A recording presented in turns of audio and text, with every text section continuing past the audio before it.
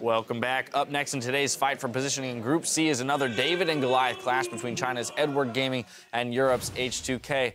Although it might not be so David and Goliath after the performances that EDG has been putting up today. Now let's remember that this is a necessary game for H2K to win if they want to force a tiebreaker in order to go for that second seed out of groups. All this being said, how do they do it? Yamato, I want to start with you. It's like H2K have shown that they have a very intelligent draft. I think Ryu has played wonderfully this tournament, especially against SKT, put a lot of pressure on them. And also, like, Odoamne has stepped up big time. And thinking of the other side, EDG have shown a lot of weakness. And I'm going to let you, as the LPL expert, just jump in on that. Yeah, so I want to jump in on H2K quickly first because of the way they lost last game versus how EDG's been losing. H2K gave up first blood. They had to burn teleport, then it snowballed into the bottom lane. That is much easier to put out of your mind, like it's a freak level 1, it's not going to happen again, as opposed to losing early game versus Bangkok Titans. Like, that is something that will stick with you through a couple of games, and EDG now have a lot of pressure on them to get their pick ban right, which they haven't been able to do, and to shore up their early game, because that's looked disastrous so far. Yeah, Tabe, talk to me about the mentality of a team and a player coming off of a loss, such as H2K did, versus, EDG, although they did beat Bangkok Titans, it was not an easy win and they expected to. How do you as a player get into the right mindset in order to come into a brand new game with the mentality of winning? I think the mentality of EDG's player is pretty good already because they have seen H2K's play just now and they have won against Bangkok Titans. Although it is they should be winning, but the thing is they are turning it back because they have their opponents with 6K economic lead. The thing I want to say is EDG's top lane AJ is doing good using Echo against Darius. So I think if this game, because we can see that EDG's BP, they are always like to have Darius on their opponent's team. Yeah. I think it would be a pretty good point for EDG for using Echo as a top laner against Darius. But for more information, I don't think it is a counter pick. But I think Echo, it is like something like macro play. What do you mean macro play? I don't kill you on lane, but I do better in team fights. Yeah, basically scale into the game. Like, I want to also touch on the H2K, what I want them to do coming into this game. I want them to put Yarnan on an AD carry that complements Ryu and Odoamne in the shape of Sivir, and I think they will increase their odds because Yarnan has not have like proper performances in this tournament. All right, real quickly before we get in the game, I want to go down the line, get your predictions, Tabe. I'm going to start with you. I will say EDG. Why? Because at first, just now, I tell all of you that I think EDG's bot lane will simply crush their bot lane. Simple enough. Spawn. Yeah, I'm exactly the same. I think EDG this time will be able to pull it through. I think especially that bottom lane matchup. I think that Deft is just class when it comes to team fighting.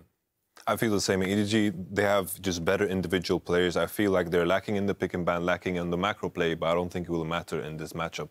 All right, well, the odds are stacked against H2K, at least on the analyst desk. We'll see what they can do to prove us all wrong. There's only one way to know for sure, though, how this will end up. So let's head inside Ladakh Pullman for picks and bans. Hey guys, welcome back. Thanks to the guys at the desk, and we are about to get started with EDG versus H2K, and this game has a lot of meaning, obviously, with H2K. If they can beat EDG, they'll tie them up. They'll be 3-3 each in the group, and we'll have a tiebreaker. EDG have looked very shaky in their first 2 games. They're 1-1 overall. They need to win this one if they want to save that second place spot. They do get a bit of a do-over, though, in that, so they're not quite as on the ropes as H2K is.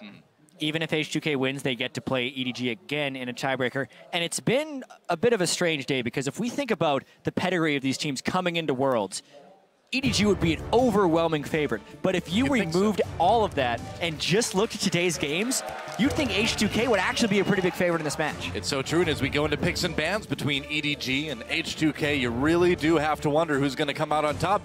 It's much, much closer now than we thought it would be, even at the start of the day today. Thresh and Gangplank, the first 2 bans. There's a Darius ban. Interesting. Not willing to first pick at this time for Amazing Day, something they had done frequently so far in groups. Yeah, the first 3 games EDG played last week, they decided to take that Darius. And I think the TF ban is super smart after that last game. Yeah. Ryu played it extremely well. You don't want him getting it as a last pick on the red side. Certainly H2K, maybe they have a plan here. Maybe they wanted to bait out that ban. I know, it's interesting because Ryu looked so strong on the Twisted Fate, and we were wondering whether or not H2K would hide a lot of things against SKT, just kind of use it as a throwaway game, because they know that no matter what, they'll still have to beat EDG to make it out of group. But the Twisted Fate gets banned. We'll see what H2K ends up getting, because that's opened up a ban slot. Well, a Thresh ban against Kasing as well, too. I mean, EDG got a lot of scouting information. There's a Rek'Sai ban in the end. Lulu is open. It is indeed. With Darius out of the way, though, it's not like H2K would pick up. I think EDG would be pretty smart to grab that Lulu. I think so, too. Pawn has had some really strong performances on Lulu. And it also can help to snowball what EDG's strength looks to be heading into this game, which would be the bottom lane of Deft and Mako. Pretty strong duo for H2K if they lock it in.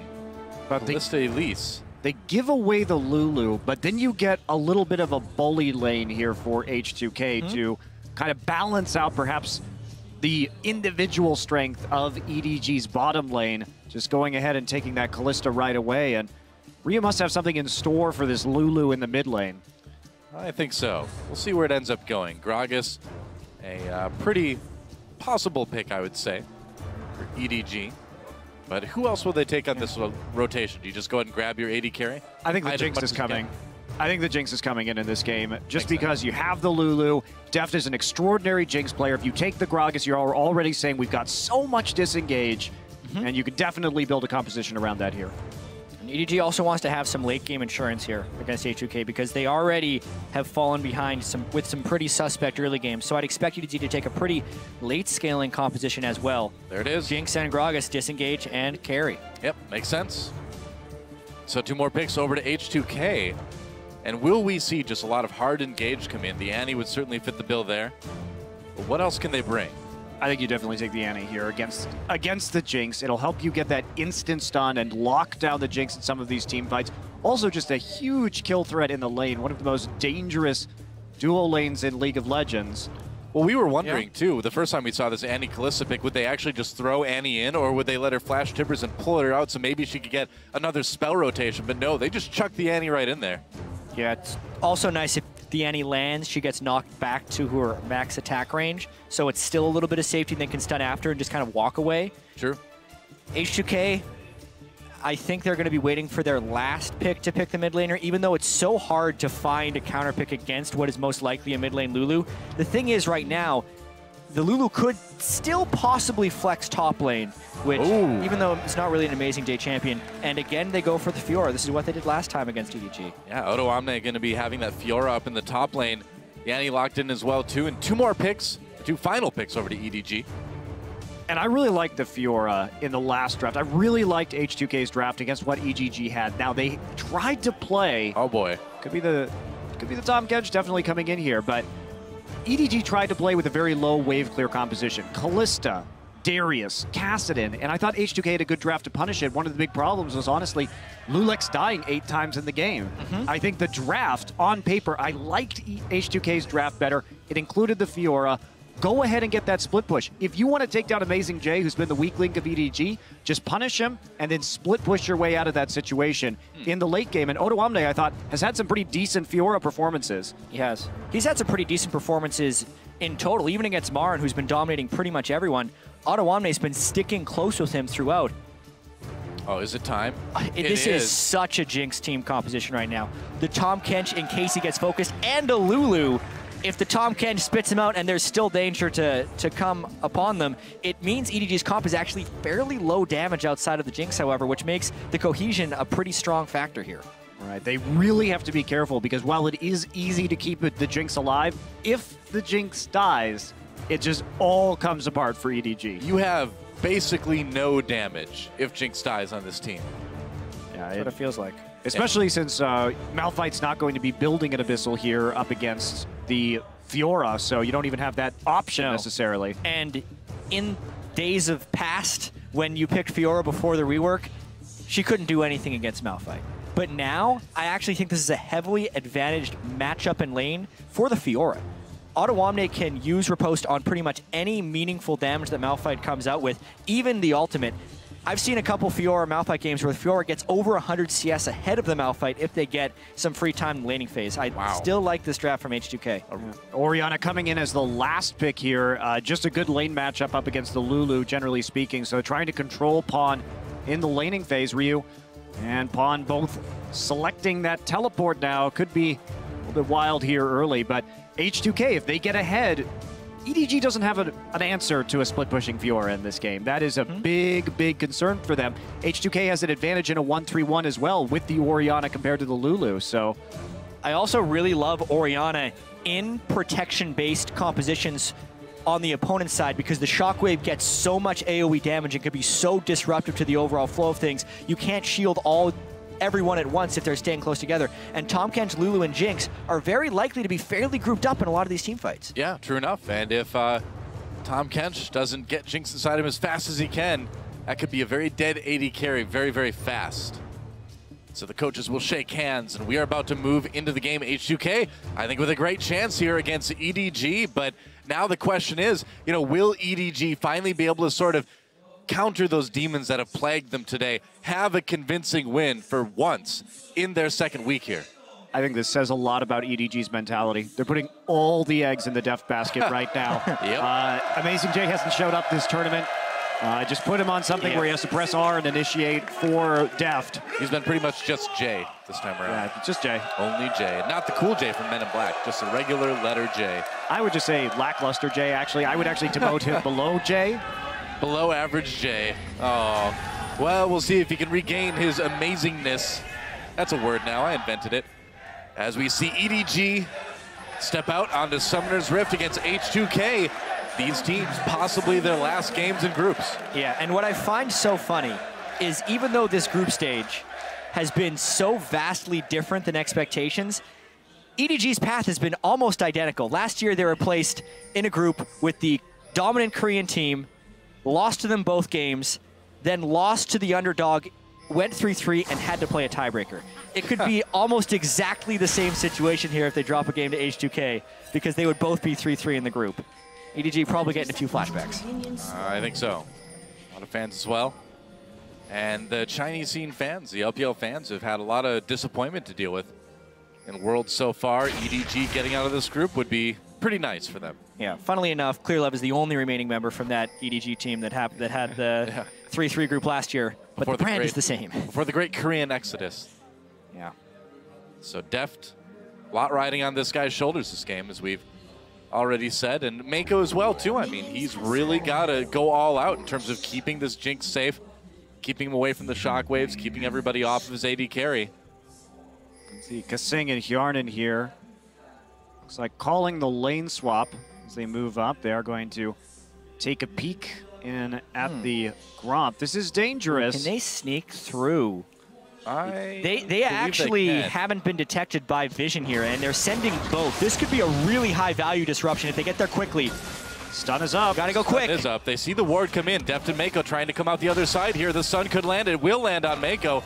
Decent amount of damage, and they don't get the Gromp. So neither team really gets any XP out of the deal, or any XP lead, I would say, out of the deal. Deft actually has a 1 minute advantage experience-wise and the faster shove. So even though H2K disrupted that, they basically only get the matched lanes out of this. EDG doesn't want to lane against this at all. They don't want to go up against bullies, so they're immediately swapping. Wow, that's rare. bold. They're falling so far behind on tempo for this play. Well, this is a risk that they're going to take, right? Because they now say we don't want to lane against this Annie Kalista combo, so we're going to sacrifice a certain amount of farm in order to make that happen. And that may put the Jinx behind, but they're saying it's better to be a few minions behind than the possibility of that kill lane coming through or them getting zoned off the wave entirely. But we'll see how exactly H2K is going to react. Oh, they're going to find Amazing J. Walked right through the turret there. Amazing J could take some damage, but they can't really do anything with the turret. Focusing Kasing. Kasing taking a lot of damage there too. Amazing J could just take him out perhaps. Kasing, they pop that summoner heal. Amazing J taking a lot of damage in response. There's the Rend. Not enough on either side. That was kind of a crazy engagement. Now H2K, they want to go for the big 4-man dive here. Amazing J solo. Teleport comes in. No, it's canceled. And Amazing J could still be in trouble. Are they going to get first blood? Amazing J, they get him. First blood goes to Kasing, and they will get out fairly clean. This is the way European teams and H2K lane swap. If you're going to be playing against this, you have to be able to send defense for your top laner. This is the second game in a row, well, with the Bangkok Titans game in between, that Amazing J has just been basically left for dead with poor support from his team. Yes, he is dying in these turret situations, but anyone would die in these turret situations. H2K get the very important first blood. Yeah. Yes, they do. And not only that, but credit to H2K here, because this was a really weird lane swap situation. It was a delayed lane swap, right? But they didn't miss a beat.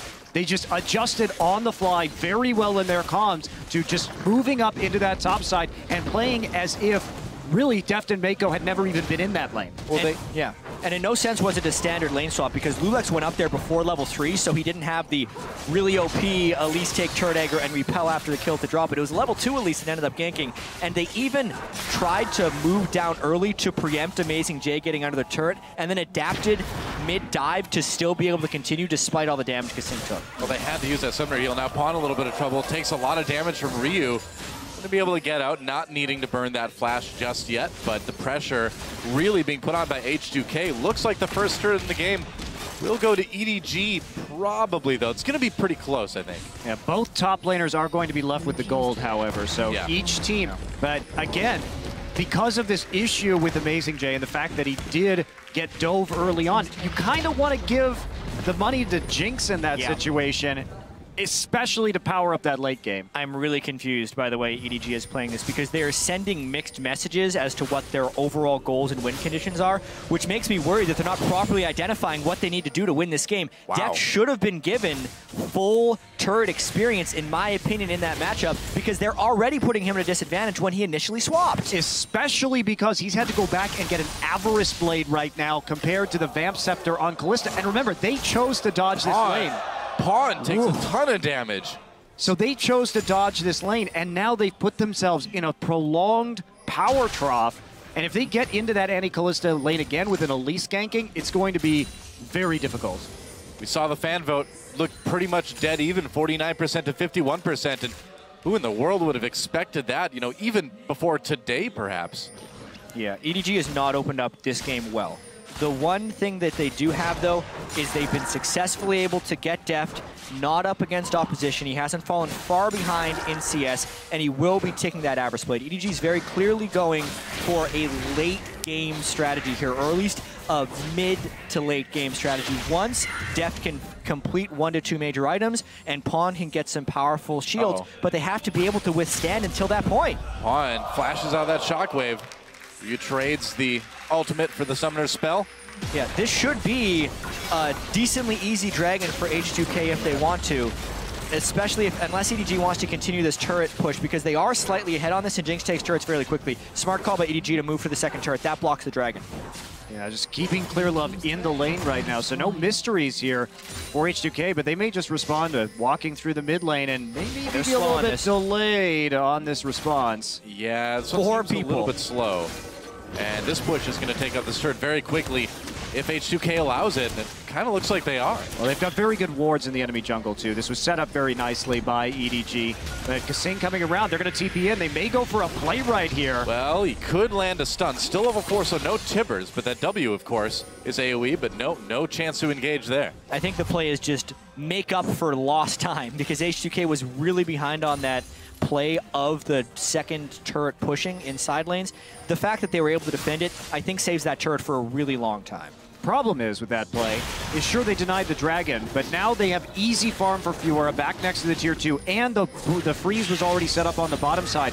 The wave is pushing towards H2K, so there's a big farm denial they sort of gave themselves right here, but it's, I think, a worthy price to pay for the not losing the dragon. And Auto Omni is 3/4 of a level above Amazing J as far as experience goes. I think Fiora's already a beneficial matchup against the Malphite, and yeah, now Amazing J is already He's getting some decent ward coverage to try and stay safe, but once Fiora hits level 6, which will be before Amazing J, there's actually kill threat 1v1. Pawn no flash here. Can they make a play? Pawn getting slowed down a little bit, going to whimsy himself to get away, and it doesn't look like anybody's going to get quite close enough to make that gank. I don't know why they're focusing on this mid lane. If we take a look right now, there's just one ward in the river up in the top side where Amazing J is. I think that you go ahead and you use the Elise and the Annie to continually kill the Malphite and keep him down right now. Pawn, it's just too easy. Sure, his flash is down, but he has Whimsy, he has a lot of tools, and he's playing pretty defensively in the lane. Well, yeah, Malphite's still level 4. It looks like Lulex is going to be spotted by this ward, and Amazing J immediately pulling back.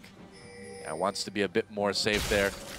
Look at the CS lead that's developed. Remember, when Odo Omne TP'd to that top lane turret, they were basically even. And now it's turned into a 13-36 lead. It's because Odo Omne is so good in that matchup. I think that's one of the reasons that H2K is throwing so many ganks towards the mid lane, is because they don't really know what else to do. They've already gotten Odo Omne really far ahead, and EDG is walking around with a fortress of wards around Deft, so he's not actually reachable. If anything, I think instead of ganking mid lane, they should actually be taking the Dragon to start that eventual timer, since EDG is very clearly trying to stall for the late game. Well, you'd think they could have taken that Dragon a while ago now. Just giving a lot of time to it, I guess. Yeah, especially you look at these CS differentials. He'll get his CS here too. Yeah, he'll get some CS here. But they're playing so defensively, you have to make a play right here. Either you have to commit to dealing with the Malphite or you need to do something more cross-map. Sure, you don't have TP, but Odo Omne has no reason to be in the top side right now. And they're giving up their blue for free. Well, they're going to get spotted, but it's a little bit too late. Blue buff going to go over to Pawn. Meanwhile, fight in the top lane. Amazing J slowed down a little bit. Is Odo Omne going to go all in on this? Nope, too close to the turret. Yeah, I think specifically they just split the map at not a very advantageous time. They went back for the Odo Omne play. They're trying to push in Amazing J, but they let him catch the minion wave, and it's a slight misstep here from H2K, I have to say. If you're going to make this play with Annie and Elise, you're just a day late and $1 short. And EDG basically just gets a free Dragon right there. I mean, H2K starting this off strong, and I really like the position they were in, but they made some pretty massive misplays on the map right now, and EDG right back in it. Well, it's like you said. I mean, it looks like they just kind of got a little bit lost. They had this lead, and then they just didn't know what to do with it. And EDG knew exactly what to do from their position. They've come back from much bigger deficits today already. EDG has been swapping Deft back and forth and back again to keep him away from the Kalista Annie. And that part of their game has only been mildly successful. He's still down 12 CS, but at the very least, he picked up the early Avarice Blade and has already generated 190 gold from that aspect. But they're still going to have to be able to play this game of surviving and reswapping for a pretty long time before they're able to take advantage of it. Well, as it stands right now, due to the Avarice Blade, he's only down about 50 gold. So it's not actually that big of a difference compared to what the CS says. Yeah, with no kills or assists, kind of swinging things with that Avarice Blade. Even Not turrets too, so. Yeah. Well, Pawn, speaking of turrets, able to hold his in the mid lane. Yeah. For a little while at least. There have been so many lane swaps from Deft here. And if H2K wants to capitalize on this, they either need to attack the lane swap or successfully attack the mid lane. But Pawn has been playing very defensively, 20 CS deficit, thanks to all that gank damage that he's been taking from H2K. And now they're again ahead on the play on these turrets. Yarnin was slow pushing that other side. They're going to get the wards in too. Well, they're going to get the turret perhaps. H2K, a lot of people from each team moving up there. Turret will fall to EDG though. EDG has been playing this really well. So every time they push up to that tier 2, you see Mako break off, get the wards in so they can map any kind of play that H2K wants to make, and they're going to get another turret that puts them 3-2, and that pretty much ties up the gold game. Yeah, even though H2K has had a strong early game, where they've been specifically weak is their synergy between Lulex and Kasing. And we're seeing the synergy between Mako and Clearlove shine because they're getting their wards up much sooner, and their movements have been much more purposed. Deft, Timbers comes down, gets picked up. What are you going to do? By Mako. Well, that play was Mako break, I guess you can say, but came out it for H2K. It was actually both, really. A little bit. To get that pink ward as well, too. Lulex, Cocoon, get a little bit of damage onto Tom Kench. Silly spider. Tom Kench doesn't take damage. Yeah, he's just going to regen it back up. He didn't. He's a vicious fish, the man. gray health. 5 people on H2K in the mid lane here. They're kind of fed up with this lane swapping, so they can still take advantage of Death's power drop, but they have to be able to keep a minion wave in front of this turret long enough to siege, and they just don't have the ability there because they have to respect the Malphite engage. Yeah, that's the thing. If you're H2K, you're never really going to be able to siege. Malphite is that ultimate siege breaker style of champion. Your strength was in the split push. Your strength was in an incredible CS lead on Odoamne, and H2K, they just haven't played well around who they needed to get farm on, where as EDG, it's just been about depth this entire game. They're very clear on what they want to do. And it's really hard to tell with so much happening within this game, but when watching VODs about EDG, when they were at their best, they controlled Fog of War so incredibly well, being able to always recall from the right positions and making sure the enemy didn't know where they were rotating next. And that's really all that EDG has been doing. Both Jinx and Tahm Kench, if they have to lane up against Kalista and Annie, as well as Malphite versus Fiora, are losing lanes. Yet because they've timed their recalls, gotten the deep wards, and showed up in lanes in the right time, they're winning the turret game with losing side lanes, which is impressive for their overall control. Yeah. You've almost got sort of a reverse Kalista on the other side, too, in terms of keeping that Death safe. As long as he sticks next to Tahm Kench, he can just be protected in Tahm Kench's loving mouth. Need to see Kalista and Tahm Kench on the same team at one point. Just I think so. eat each other constantly. How does it even work? Hit Fate's call, can you like eat them on the way back, and then what happens? And then like throw yourself and then spit them out afterwards. It's like a bag of holding put into another bag of holding. Like, the universe just ends at that point. I actually have no idea how those interactions would work. I'm kind of scared to see it now. I don't know if I want to know. I should know that. We need a support main. I don't want time and space. Hey, what? Hey, come on. You didn't say a professional you support. Oh, okay, all right, all right. I'm not one of those. I'm sorry, Dylan. Well, neither is Krembo anymore, so we're out of luck. An ex-professional support main. It's true. This game, though, still pretty close for H2K. They haven't capitalized fully, but they still have Ryu farming up pretty substantially. He's not able to get a huge amount of burst from his Shockwave at this point, still level 10, but once he starts getting level 11, starts getting needlessly large rod in there, it's still going to be a massive Shockwave threat in fights. Upon able to clear out that ward, and H2K a little bit worried about their mid lane turret right now, and also worried about this next dragon. Remember, EDG did manage to get the first one, despite H2K with a lot of opportunities. Can they equalize? That's going to be the big question, and I really think they should have had that first dragon, but couldn't quite pull it off, and now they're aiming at number 2, but it will be coming in relatively late, so having 5 dragons is something that's going to be hard for them to get unless this goes into the very, very, very late game.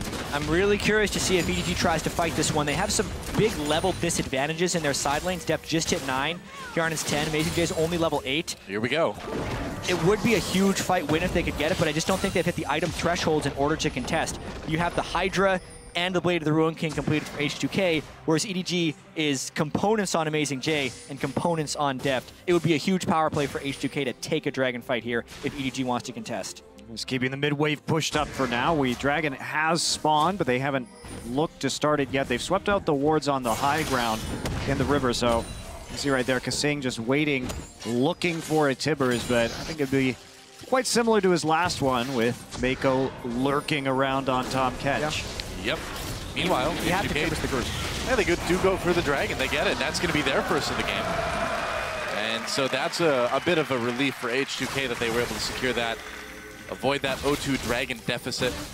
One of the things that I really like about EDG is they're very smart in the way they play around Dragon. They're not afraid to give up Dragons if they know they're in a power drop. That's really one of the things that I enjoy watching most about this team is they have good communication when that can happen. Here we go! Amazing J comes in, doesn't get anyone with the ult though, has to back away. Wild Growth used immediately. There's a knockup on the clear left, saved by Mako. Deft doing a bit of damage, doesn't want to get too much closer though. That Shockwave still is off cooldown.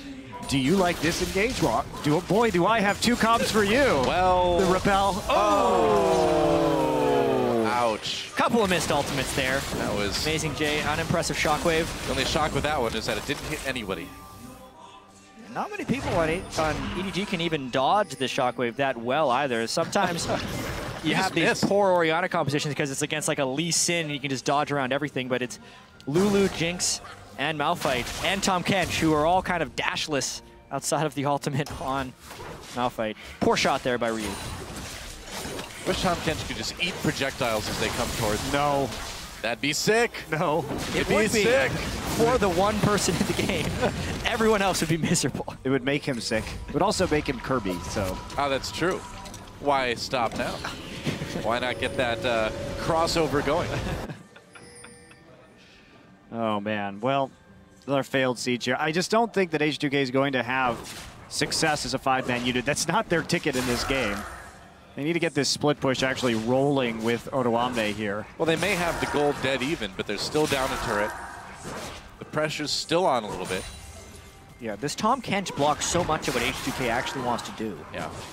Because it also gives EDG a get-out-of-jail-free card in team fights. If for some reason Deft is out of position and they would need to dump shields on him, they can actually wait until after the Tom Kench has eaten him, taken him to a safe spot, then they can dump the shields on him. So really the only way H2K could get a big fight is if they can stun pretty much everyone. Like we ended up seeing in Origin's win over LGD at the early point of the week where Annie stunned like 4 people for a 4-man shockwave. Yeah. Here we go. Tom Kench trying to come in from behind here. Ryu got a flash. just slow. Not bad. Gets caught by those flame choppers. Comes in. Timbers does work. Ryu throws a shockwave, but it's too late. Deft with the kill there. Kasing in a lot of trouble. Gets pulled back in by that Fate's Call, though. He's going to be just fine. And now they're going to turn their sights to this mid lane, and there is no more wave clear for H2K, so EDG should have a pretty easy time busting down this turret. Again, Hjarnan, no Luden's Hurricane yet, so there's almost nothing they can do to stop this from going through. Yep. Mid turret goes down, and now it's going to be a 4-2 turret lead for EDG. And H2K, they've got to be starting to sweat a little bit. Yeah, because EDG is taking control. They now get their Infinity Edge onto Jinx. The power trough that EDG is in is very quickly being erased, and H2K wasn't able to get split push going thus far. There's a multitude of ways EDG can actually force team fights, and they haven't fallen far behind from the early game. Let's check this one out again. Tom Kench comes in from behind, and Ryu just gets all the CC thrown on him. Yeah, I love that they took Clear Love right there too, because Deft has the zap to zone in from the side. So don't go ahead and drop your AD carry too close to that turret, but he has a form of crowd control which gives Ryu enough pause for the Gragas to get into the fight and help secure that kill. Yep. Mon just pushing up the lane a little bit. Still has his turret for the moment anyway. And so at what point does this pressure that EDG have turn into Baron pressure? It's got to be pretty soon. Well, if you're EDG at literally any moment, the next team fight they get.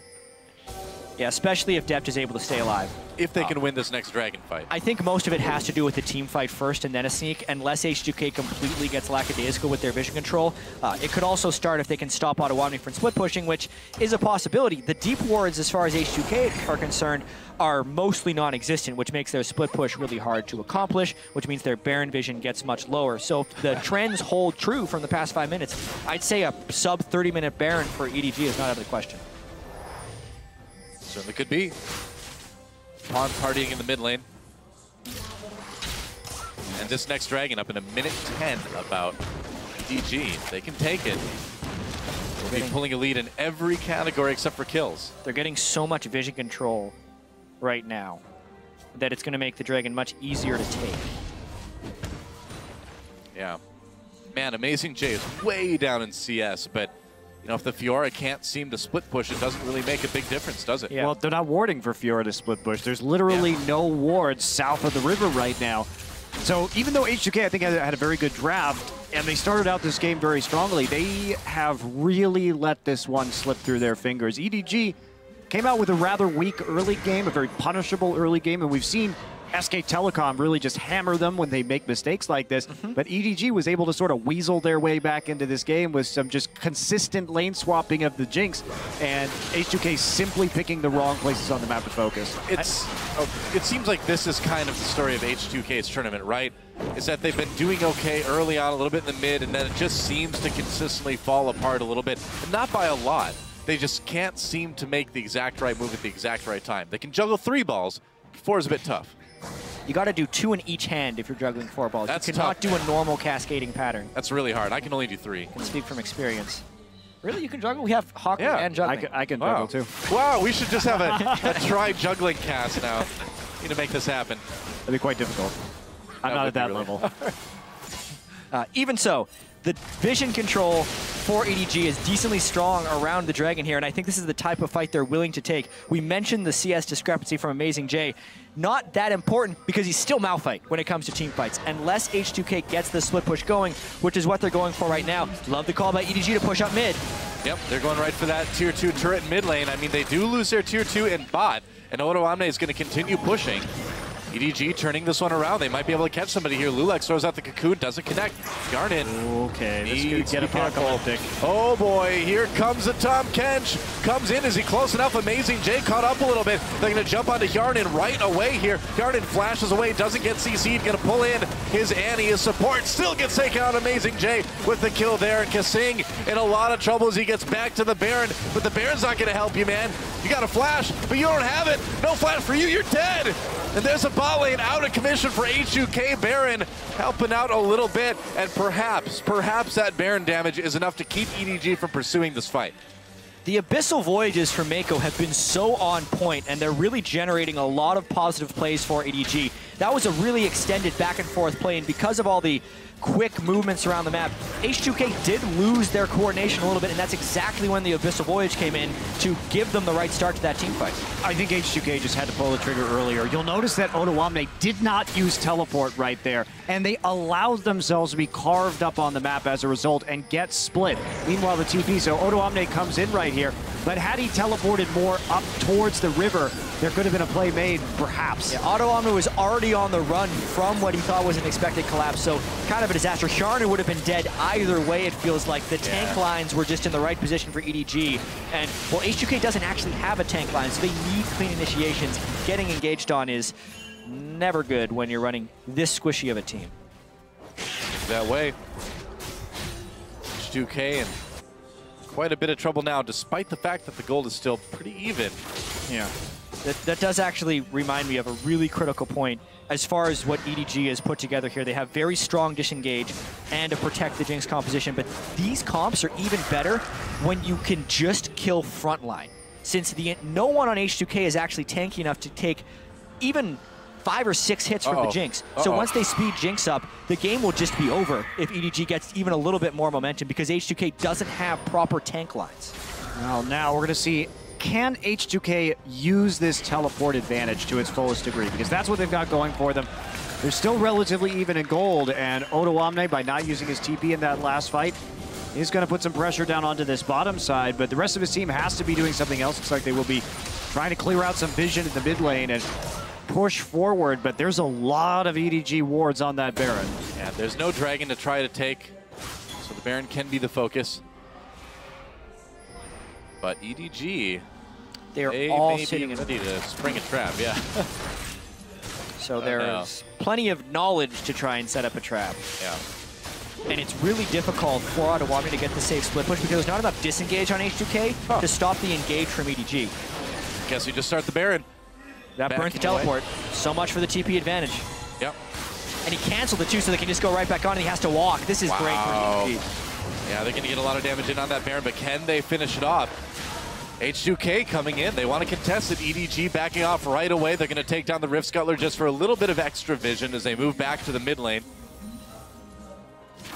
So H2K able to stop the Baron, at least for now anyway, but I don't think EDG is too bothered by that. They can keep waiting this one out. Right, and they're going to get a GP advantage for at least a brief time, and that is going to force Fiora to group up, which is exactly what EDG wants. They want the 5v5. They want H2K to group, so just play a methodical game here. Wait for them to be in your pocket before you actually try and take a fight. And Tom Kench's mouth pocket. Gross. Wait till they're in the Kench. Gross but effective. Yeah, it's true. Disgusting but effective. We need like a Tom Kench skin that yells, "It's a trap" when he comes out of his ult or something. That'd be sick, man. What we need is somebody with a really strong arm to be noodling. We were talking about this earlier, where noodling is what you do with a catfish. You like stick your arm into a hole in a swamp, and the catfish latches onto your arm and you pull it out. It's basically one of the more dangerous kinds of fishing because you don't know what's going to be in the hole. Is it an alligator? Is it a water snake? Who knows? Also one of the most manly ways to go fishing. If you like to lose fingers to snapping turtles, sure. It is manly. So who would have an arm strong enough? Probably Tryndamere if he dropped his sword. I think noodles to the top catch. I would pick Victor because he can just stick his third metal arm in there. He doesn't need to worry at all. Just build a new one. He is the perfect He's like, I've got spares at home. I can noodle all day. Well, taken out of context, that sentence. Yeah. If you just tuned in right now, we're talking about noodling. Wait, no, let us explain. It's a kind of fishing. Also, I learned an alternative name is catfisting. Well, Blitzcrank can handle that one. I'm sure that's not getting spammed in Twitch chat right now. I have complete confidence. What I think is even more interesting, though, is Ottawamne split pushing bottom without teleport.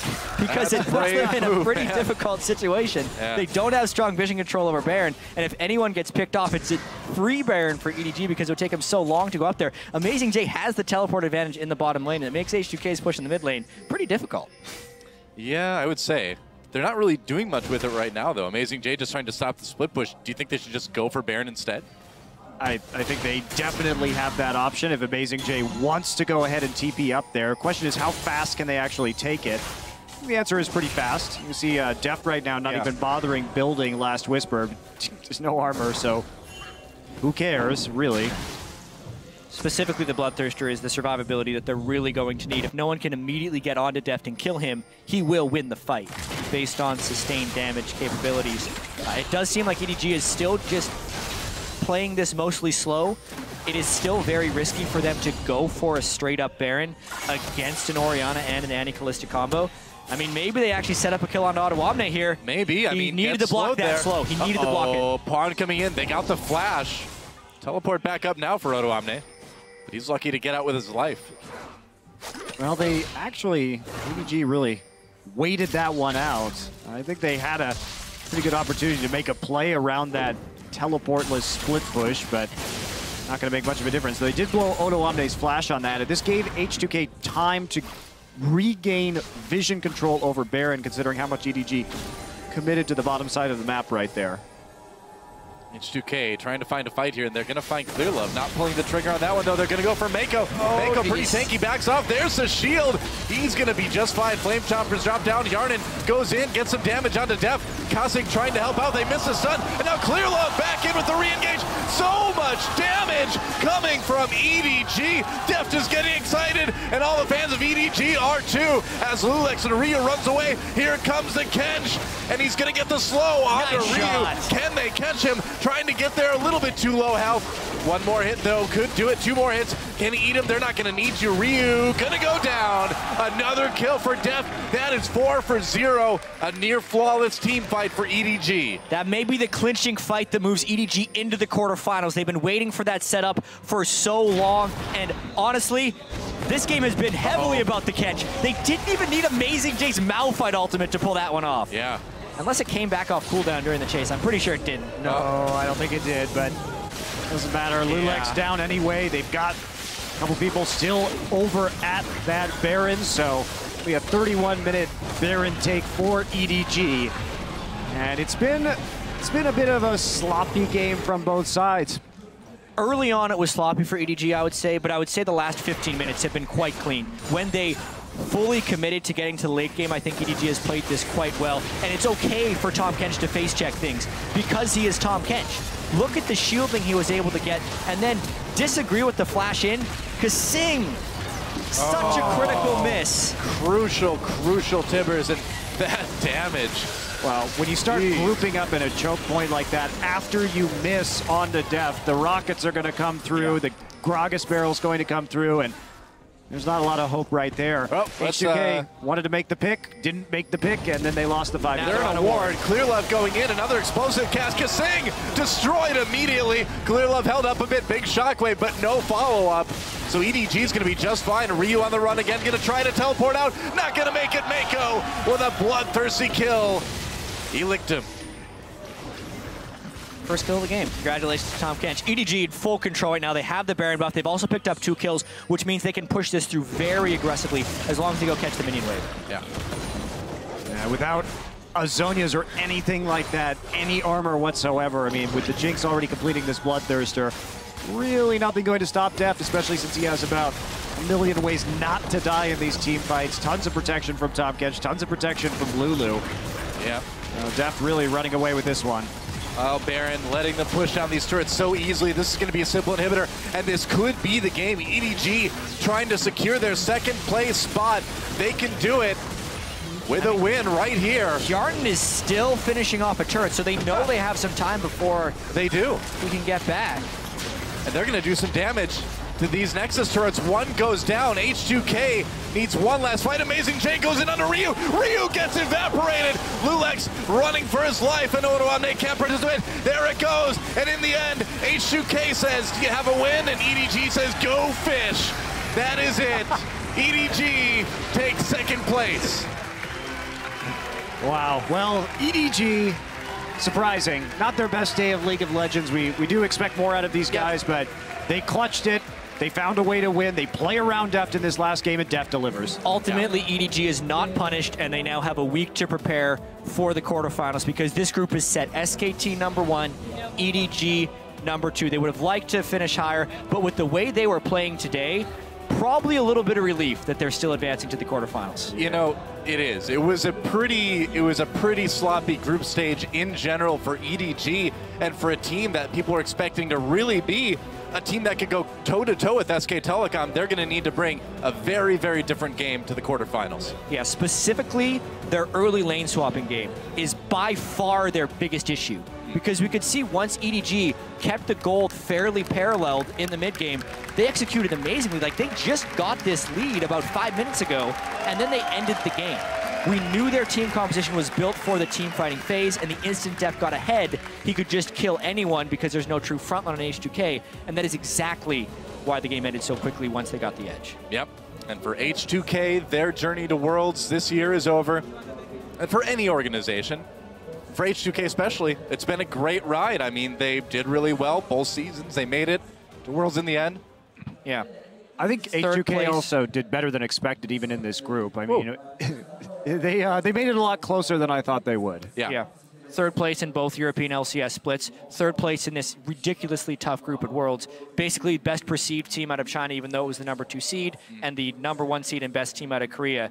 Really tall task, but they put up some pretty competitive games. I mean, any team that gets picked into a group with SK Telecom and EDG, you just got to feel sorry for them at this point with where those teams are in League of Legends. But H2K, despite going out, really did make it competitive. Also, most importantly, this is probably the only group I'm going to get right in my pick'em for the World Championship. Me too, yeah. I got nailed the pick'em to there. Like 75% of people. This was like the most stoic group as far as predictions. I bet there are a lot of people out there that actually had EDG in first for this group, which before Worlds started was conceivably possible. Yeah. We didn't know EDG was going to be the way they are, but yeah, congratulations. Good job, guys. Pick'ems, correct. Yeah, I did it. I did it. Yay. Well, like 97% of us are eliminated from getting it all right already, so oh well, whatever. No championship ribbon. Group A was a disaster. I picked Crew Tigers for first, COG for second. Me too.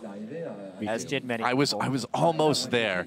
I had Coup, Flash Wolves, and then CLG, Pain. So I was nearly there. Yeah, that is actually remarkably It was close. Oh well. You can see they're setting up the interview right down there. That's right. With EDG. EDG. See that? I wonder how they're going to be reacting to this because to me it is such an identifiable problem within their early game. And I don't know if it's actually fixable in a week because it's such a complex lane swapping game, and it definitely feels like they are far behind in that game. All the other teams that went over to boot camp in Korea with the North American and EU teams got to practice against that so frequently. And even though EDG was scrimming the same opponents, I think most of their practice was against other Chinese teams. It'll be interesting to see if they can adapt. Yeah. I'm really curious to see what these guys have to say because, yeah, obviously a disappointing group stage. What do you think? I think that EDG, so they pull out their ace composition to make sure they get through to quarterfinals. It's all built around Deft. That will be banned out in their quarterfinal match because that's how they've looked the strongest. So you're going to come in knowing that you're probably not going to get the Ultra Mega Protect the Jinx composition. You're not going to get the Lulu, that's for sure. Yeah. And then where do they go from there? Because they haven't shown us much else. It's true. Well, that's a question that we'll hopefully have answered very soon. But I think they're going to probably be keeping a couple secrets.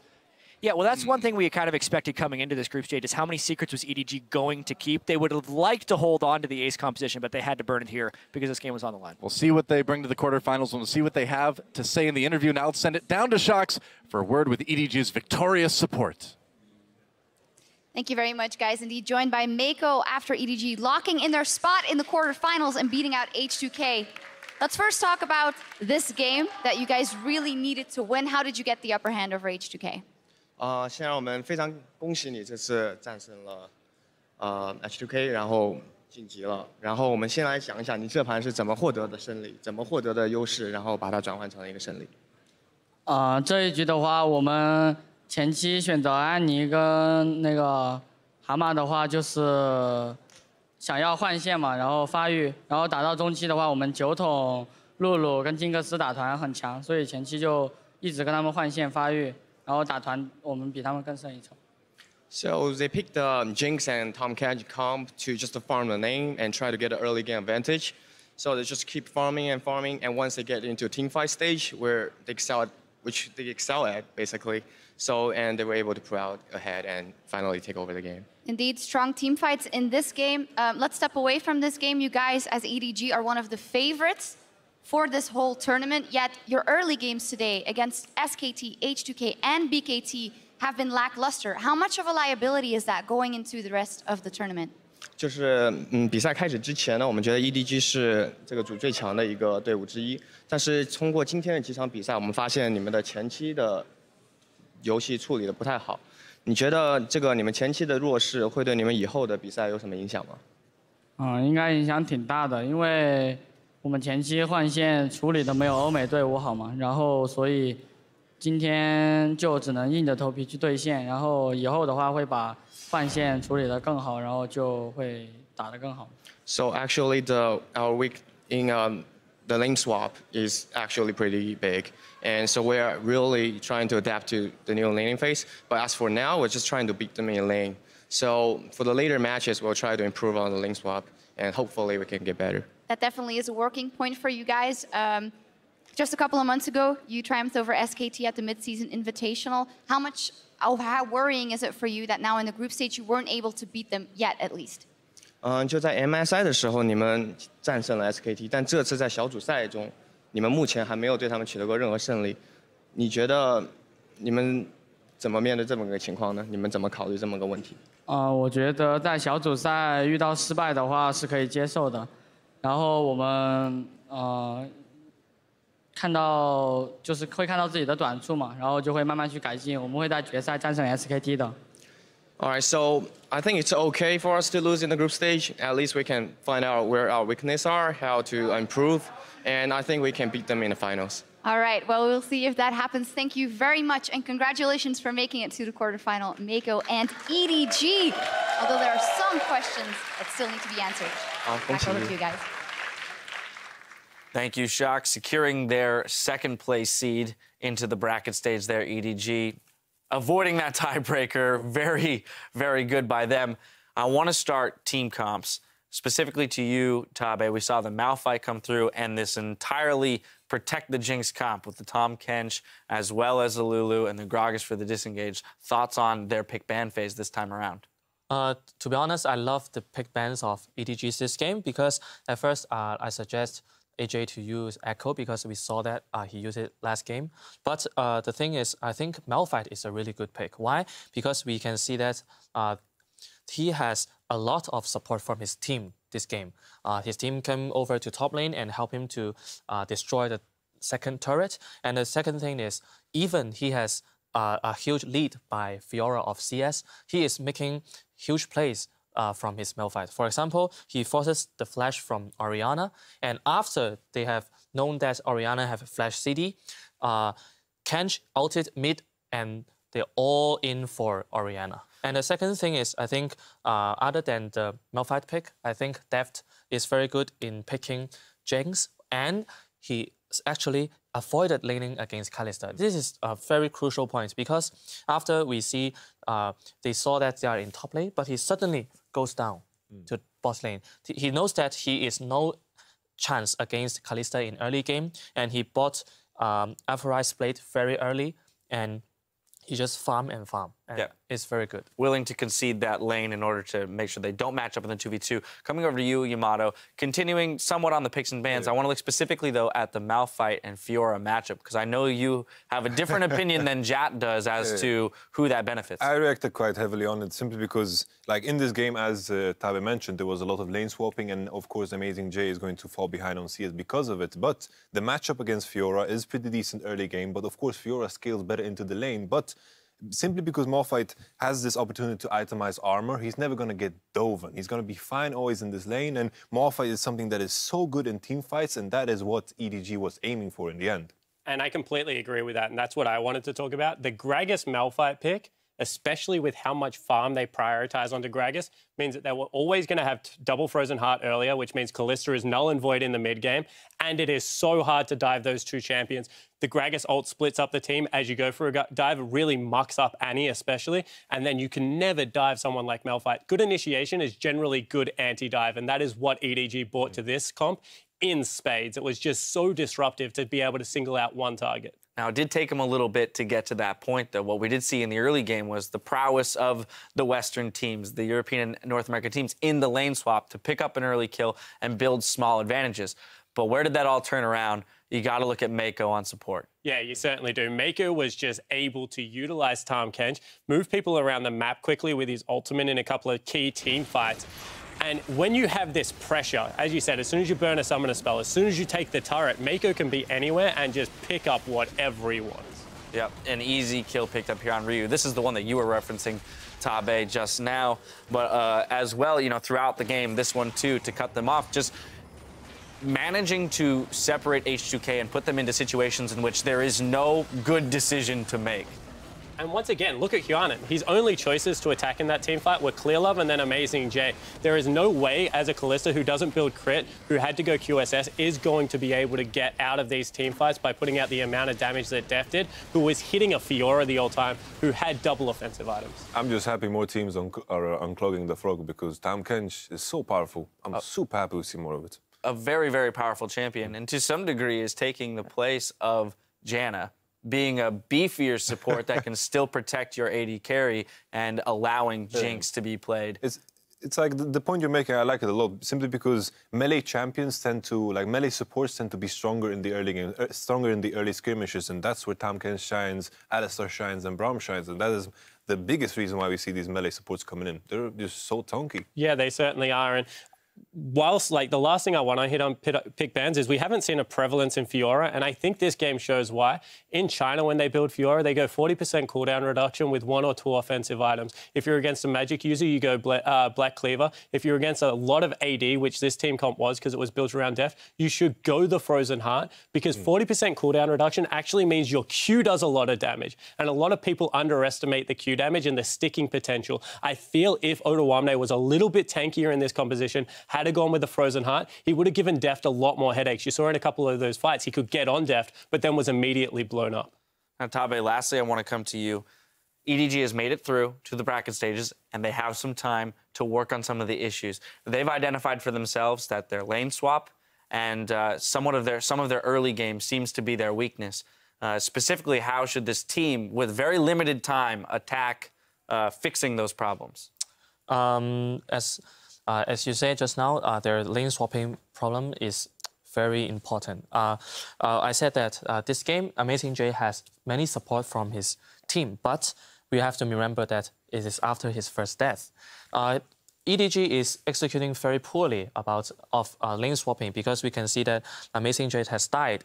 Why? Because he tended to have, he wants to defend the turret, but he didn't know that he will die under 4-man dive. So I'll have to think maybe EDG's coach, Aaron, have to discussion with his teammates. Is it good for Amazing J to defend the first turret, or is it good to just go to lane with Jinx? Because Jinx is already avoiding to lane against Kalista, so let's farm together. All right, well, we'll see if they can do just that. They've got some time, like we said. With that win, EDG have locked in second place in Group C and will advance with SK Telecom to the quarterfinals in London. So, gentlemen, looking at this group, we still have one more game to play today, but these top two teams were the ones we expected to go through. SKT looking in form as ever. EDG looking to struggle a little bit. Well, to be honest, it kind of reminds me of MSI. EDG lost against SKT in the group stage and came back swinging and won the entire tournament, so I'm not too worried about EDG. Yeah, I actually think that this tournament format is kind of strange for both SKT and EDG just because it's the amount of games they would normally play in 1 week. This is like 3 best-of-2s for EDG, so I'm expecting them in the best-of-5s to have the improvement that we're showing, but there certainly is weaknesses in their early game that they need to be able to capitalize on. Best-of series are a whole nother animal, so different teams will have or find their strengths in that part of the tournament. There's just 1 game left to play out in Group C. When we come back, we'll see if Bangkok Titans can pull off an upset win over SKT. Our coverage of the 2015 World Championship continues in just a few minutes.